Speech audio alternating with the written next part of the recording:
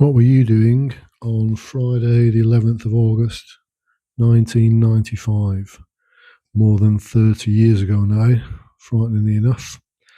This is one of the papers I found in amongst all the affairs of the house when I was working out, taking the drawers and that apart for recycling the furniture and stuff. So here you have an overview at the back of the paper, the Parisienne, and it's showing currently where sort of my neck of the woods is. Just about Puteau's just about there, just to the east of Nanterre, and it borders the 16th arrondissement, if you know your Parisian arrondissements. Got the weather in there. Obviously, it's August. It's what they call a punt weekend as well. So punt is where they will take an additional day off to give them a much longer weekend. So if there was sort of the bank holiday on a Thursday, then they would take the Friday off, and that would then mean they'd have Thursday right the way through to Sunday as a long weekend. So it's quite common in France to do that.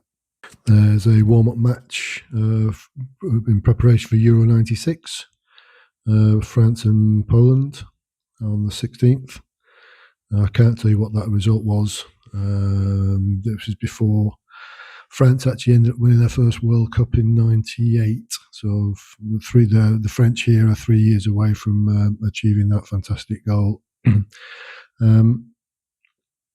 It's just interesting. I used to, when my kids were born, I used to buy the daily papers for each of the kids' days of birth, although in real terms what you're getting is the news the day before the birth of the child. Anyway, I did that. So I've always found it quite interesting to look at old newspapers and magazines and stuff. The time to time you come across them. This is things for the ladies, the fashions of '95. You've got the horoscopes and puzzles and stuff. It's French are big on doing puzzles and word searches and that. Various, obviously, stories, as any newspaper's got, of things far and wide. Interestingly, the front page of this was talking about an assassination attempt on the King of Spain at the time, Juan Carlos, by ETA. ETA, at the time, I seem to remember growing up as a child, Europe just seemed to be full of sort of, we might say, terrorist organisations. I don't know whether you class that as that, or freedom fighters now. If you look at sort of the IRA in Ireland, you had the Brigade Rosso in Italy, the Baader-Meinhof group in West Germany, ETA in the Basque region of Spain, who wanted independence for the Basque region. It never quite worked out for them, and ETA was disbanded sometime, I think, in the late 1990s, finally peacefully. But over the period of time, they'd obviously killed a various number of people. So it was a strange time to be growing up as a child. It just seemed to be that Europe was full of terrorism, and now it's full of war, sadly, or an impending larger war. That's likely. There's a reference to Bosnia there, who at the time, currently at that time of the 90s, was still in a grip the Balkans as ever. We're in a state of war between the various factions, the Croats and the Serbs, etc. And then you've got a bit of typical French motoring there. Apologies to all the French people that follow this channel. And then, sadly, a family that's killed before the father takes his own life. Again, it's kind of to a degree, it's an issue here in France. That Saddam Hussein, when he was still feted by the West against Iran rather, before he became the bad guy. I think he always was the bad guy, but he became the super bad guy after 9/11. And there you go and see, talking about massacres happening in Bosnia, in the former Yugoslavia. Terrible things that we thought we'd never see again after the Second World War. But sadly, we still see to this day. And then you've got the Bourse, which is like the French stock exchange, and various companies there. A bit like you've got the S&G in the United States and the FTSE in the UK. It's also got the foreign companies that trade on the on the French stock exchange, rather.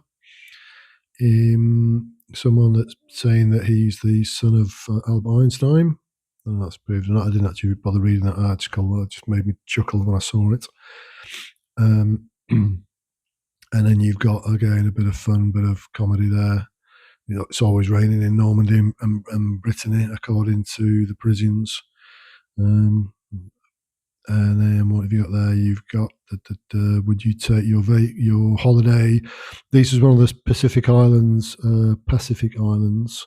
where the French did their nuclear testing, and then it's asking various French people, would you now holiday there? Because they're obviously saying it's safe now, since it's been donkey's years, whatever, 40 odd years or 30 odd years since the testing took place. And they did actually test in Algeria as well, in the Sahara there. So they were sort of letting off bombs there, believe it or not.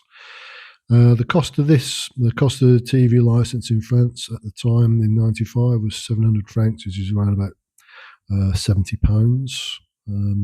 It was it used to be around about a tenth the value of franc of the British pound.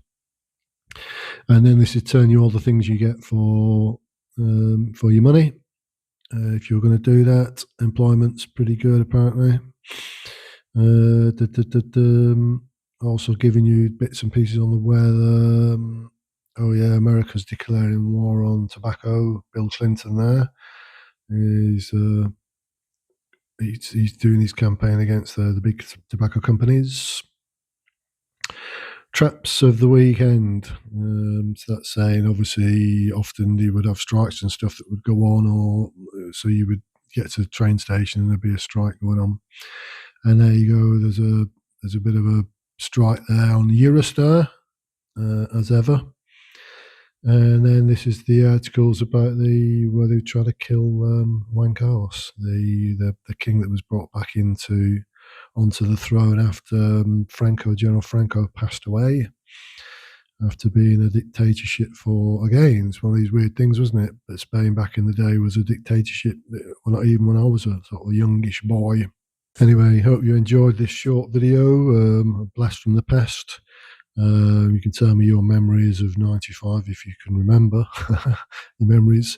Thanks for taking the time to watch this video, and please leave a comment.